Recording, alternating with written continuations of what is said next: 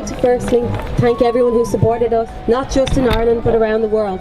We never expected that this protest would reach the level it has. We have received some of the most raw, heartbreaking and emotional stories from victims and survivors, and it is because of the courage shown by these brave men and women that we have found our strength to push this protest as far as we can. It is because of these brave men and women that we have gotten this far. This protest was never just about me, Michael, or any one individual. It is a platform for everyone, all survivors, all victims, all families affected by the church, and all persons who felt its discrimination. As the supporters of the Catholic Church gather over in the Phoenix Park to wave their flags and express their joy, there are much more important issues taking place. We have learned that many victims of this organisation are finding it extremely difficult to cope with their emotions and mental health this weekend. I just want to say, there's two words I use. I call it the living bereavement. I've had a living bereavement for nearly 46 years. My son was kidnapped from his cot at the age of 6 weeks in an institution called St. Patrick's. I worked in London and I was brought from London by Father Frank O'Halloran, the Catholic Crusade and Rescue Society, and they have another name now today.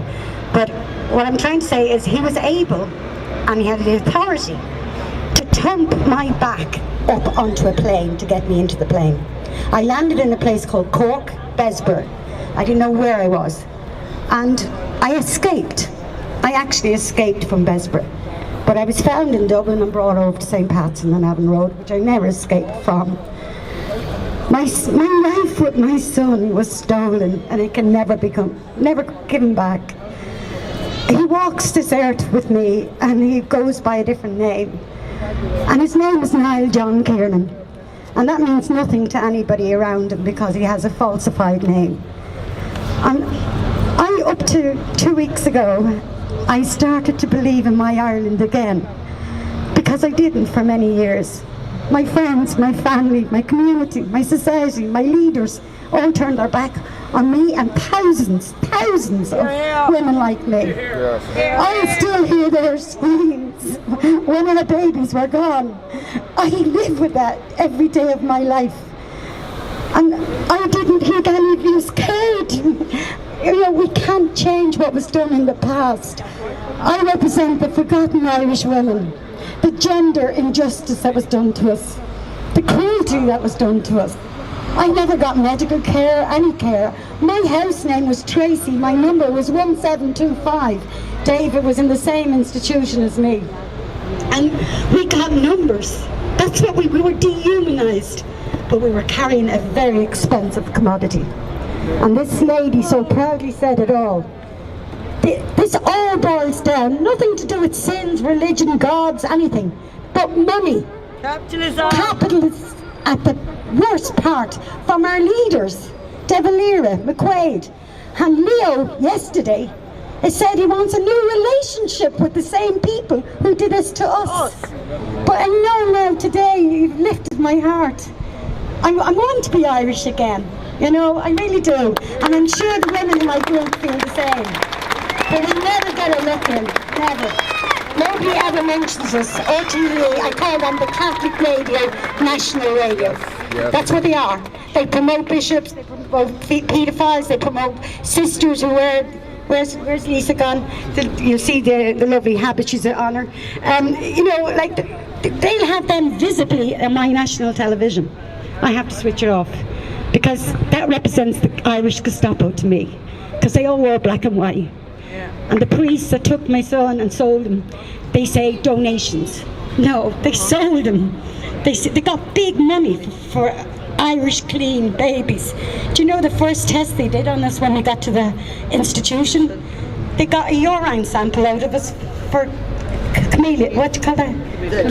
The clap. Yeah, the clap. Yeah, thanks. And that's how much they cared about us. What about the pharmaceutical system? And then the pharmaceutical companies came in and paid for clusters of babies to be lifted out of cots and used and abused for testing. Now my son was taken out of his cot at 6 weeks. She brought him back to the place I escaped from, Besborough, and nobody to this day will tell me if my son was experimented on. And the last cluster in Besborough was 1973 as well. So I know he could have been in that cluster. and God knows what they did to him. You know. But thank you so much for letting me feel hope. I feel hope today. So do I. And I haven't had that in a while, so thank you. And on behalf of all my members, thank you. Thank you so much, Terry. This is a song about having met Jesus on a little trip. I could have swore I saw Jesus on a bus the other day. He was looking kinda rough and his hair was long and grey. Well, I sat down beside him. To him I did say, "What's going on, man? Is this the second coming?" He said, "Yes and no, my son," in that serene kind of tone. I knew deep in my soul there was much more going on. Well, I pressed him further. I felt he trusted me some as he stared with those innocent eyes. He said, 2,000 years ago I came to this place. You murdered me then. You thought I'd gone without a trace. I've been here all along. No one's recognized my face until now." He said with a smile, "You should never ever kill or bring anyone to harm. Yet you annihilate the poor, such conviction and charm. You reward them baby killers with more stripes on their arms and parade them around just like heroes. And no one gives a damn that the children of the poor, they're making all your clothes until they drop dead on the floor. They're trapped and enslaved, they're impoverished by design, and you can send them a shoebox for Christmas. And the shopping malls, they're the new cathedrals of the day. Your magazine lifestyle, it's so very au fait. As corporate advertisers tell you how to look today, and you assert your own independence. And the Vatican Bank, it's not big enough to hold the largest vaults on earth, because they're just bulging out with gold. Because bullets find the brains of anyone who's told of those secrets lie beneath St. Peter's stone. So to answer your question, you could say I've returned. You could say I'm disappointed with how little that you've learned. But you will not be judged on how much money that you've earned. But every secret you would never tell a sinner. I could have swore I saw Jesus on a bus the other day. He was looking kind of rough and his hair was long and gray. And this is what he said just before he walked away. You haven't listened to a fucking word I say.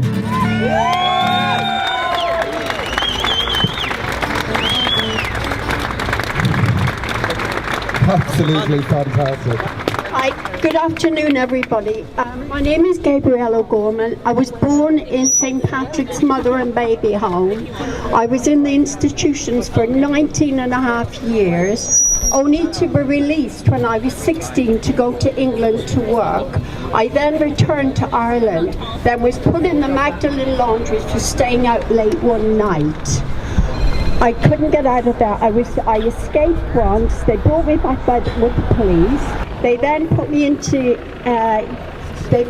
the Good Shepherd Convent in Limerick, and I could not get out. Nobody came near me to take me out, and I'll never forget what they did to me. But not only to me, but to the other Irish women who suffered. Some never got out. Some are in there for like 40, 50 years, and some of them are still my friends. Sadly, a lot of them have passed on, but we are now left with the scars, and I am so grateful to be here today to protest against the Pope, because I don't believe everything that they've done to us it has been human. It has been cover up, and that's all. But I just want to say thank you, and I'm going to the next demonstration. Thank you. Thank you so much, Gabrielle. A number of clergy were molested by the same priest. I was a 5-year-old boy. Lady Ray put him in prison for the rest of his natural life. The Pope refuses to meet outspoken victims who get them jailed. And last night I had the pleasure to meet Darren from Dublin. who also got his priest jailed, and like me, he never got invited to meet the Pope. So say no to the Pope! No to the Pope! We need redress. We don't need fucking apologies. We need redress, and we need convictions. These are not sins, these are crimes against humanity. We need to go to The Hague.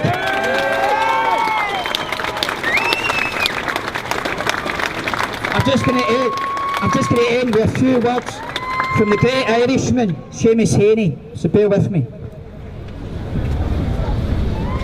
This is from A Cure to Troy. History says, do not hope on this side of the grave that then once in a lifetime the longed for tidal wave of justice can rise up and hope and history rhyme. So on Pierce's altar, we all ask for justice.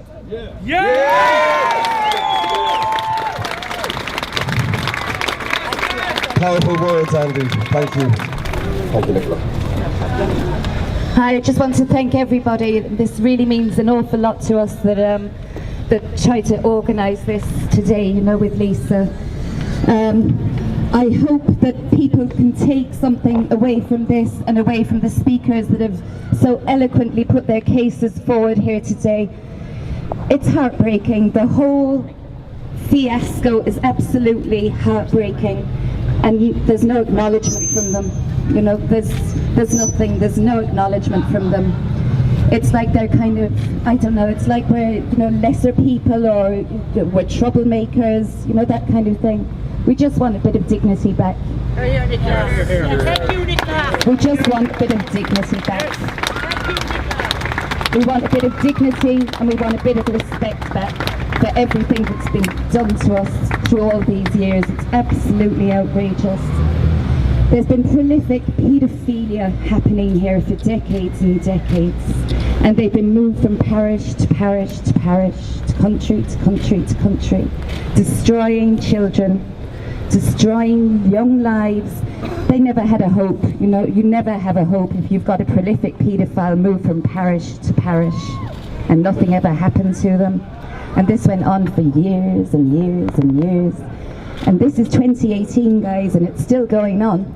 Don't think it has stopped, because they haven't gone away, And we need our dignity back. So thank you very much, everybody. Thank you, Nicola. Well said. My name is David John Kinsella.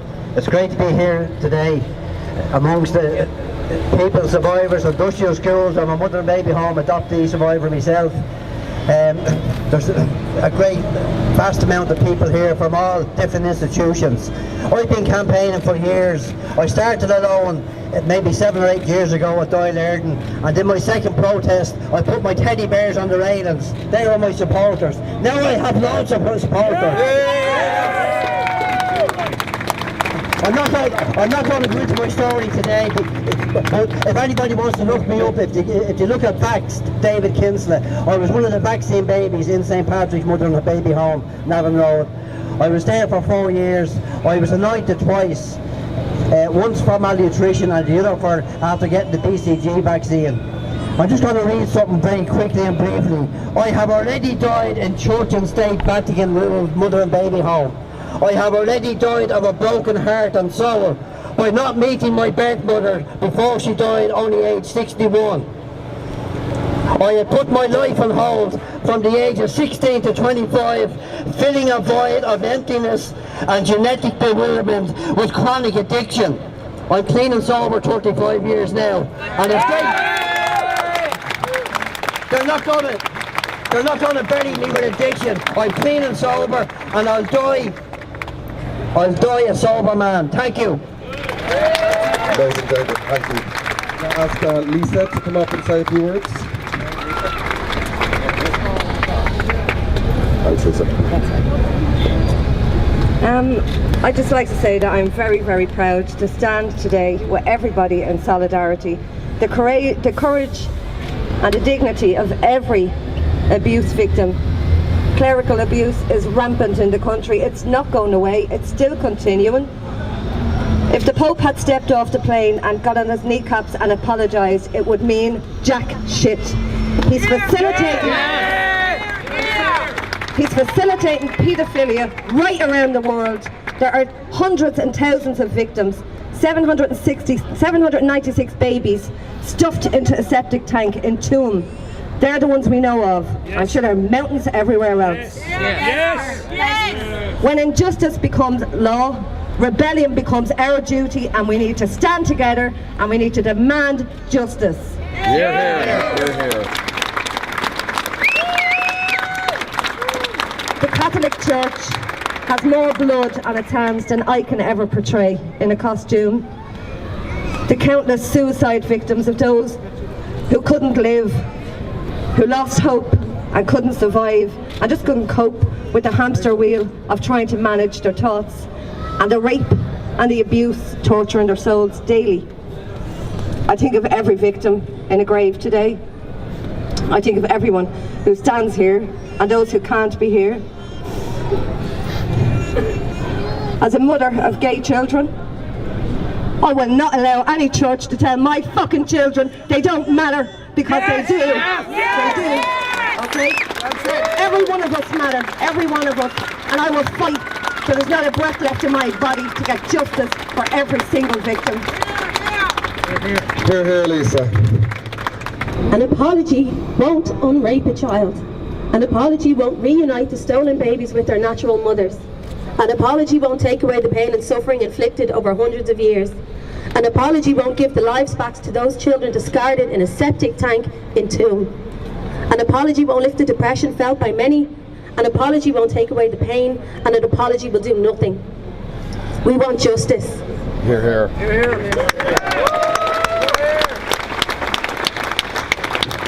We want to see complete separation from church and state. We want the innocent children excavated from Tuam and given a decent burial, and the entire site excavated and investigated. We want other subsequent mother and baby homes excavated and investigated. We want redress for the victims. We want justice for the women who suffered as a result of the abuse of the Magdalene laundries. We want the perpetrators within the church brought to justice. Michael and I, who started Say No to the Pope, are some of the lucky ones. We are not victims of clerical abuse, but just as many of you are standing here today, you may not be victims. But to quote Benjamin Franklin, justice will not be served until those unaffected are as outraged as those that are, and we are deeply, deeply outraged. Fantastic. Thank you so much, Lisa. I think all of us would like to give you a huge salute and huge applause for all the work you did bringing us together here today and giving us a platform to talk to each other and share our stories.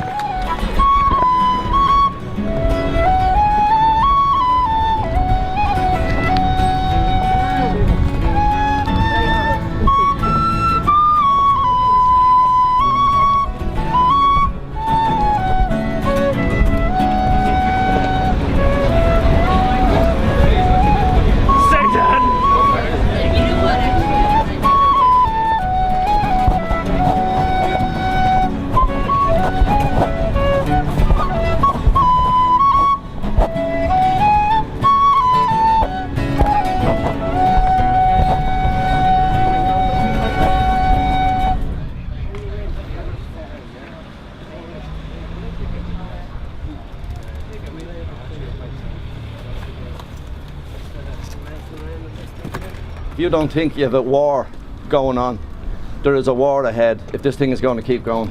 And just know who your enemies are. Your enemies are the church and its RTE and every other media outlet in this country. They'll put on someone and they'll say, they'll give him a story, he'll tell a story, and the rest of the show is nothing but cover up about let's move on from here. What can we do to change the church? Nothing about redress and nothing ever about justice. And if justice is to be served, there has to be punishment. Law and order are two separate issues. Law is the law, and the law was broken. Order is remained by putting those in positions of power who have abused that power in prison. There's no other place for them. And if you're up in Croke Park,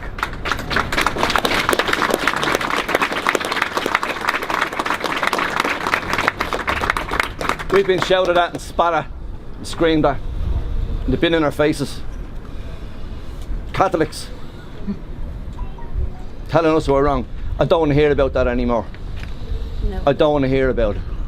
Well, good on them if they don't want to hear about it, because there's people here dying on their feet. And the only hope we have is sticking together. And we give each other hope.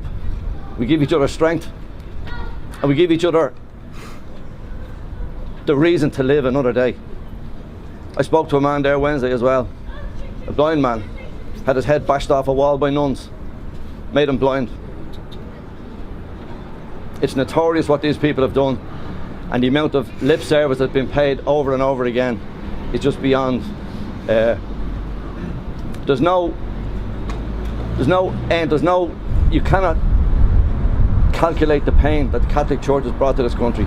And yet, I don't know how many people up there, I hope there's maybe 4. But I'd say, if Jesus came into this town today in Dublin, if Jesus was here today, I would say his first stop would be the homeless people and the addicts on the street who've been abused by this system. The same system that has abused everybody else. I'd say his next stop was to stand here with us. And I'd say his third stop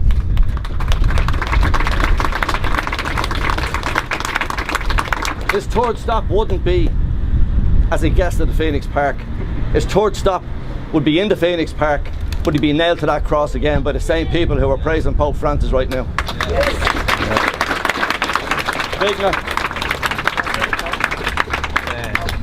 A lament on Colin Jas Cruchinama, which translates as the pretty girl who milked the cow, and the system who milks us.